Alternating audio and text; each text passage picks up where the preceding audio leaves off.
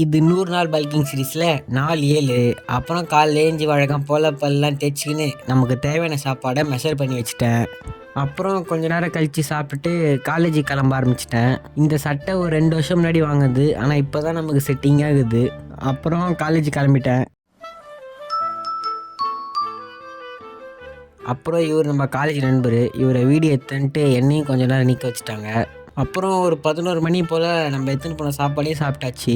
வீட்டுக்கு வந்து மதியான சாப்பாடை வெயிட்டாக ஊற்றிட்டு ஒரு மணி நேரம் நல்லா உறக்கத்தை போட்டேன். பிறகு நம்ம ப்ரீ ஒர்க் அவுட் தேவையான பாலை காசிட்டு வெளியில் போய் பார்த்தா போர் போட்டுருந்தாங்க. நம்மளால் வாய்ஸ் ஓரே கொடுக்க முடியல, ஒரே சத்தமாக இருந்தது.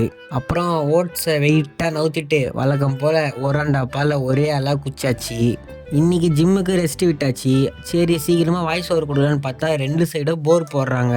வாய்ஸ் ஓவர் கொடுக்குறதுக்குள்ளே போதும்னு ஆயிடுச்சு.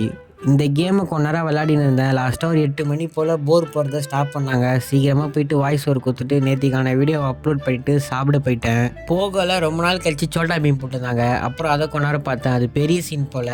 அதில் காளியா மாமா வந்திருந்தார். திடீர்னு பிள்ளையார் பறந்து வராரு. அதை கொஞ்ச நேரம் பார்த்தேன். அப்புறம் கொஞ்ச நேரம் கழிச்சு தூங்க போயிட்டேன். நம்ம நாளைக்கு வீடியோவில் பார்க்கலாம். நன்றி ஃப்ரீக்ஸ்.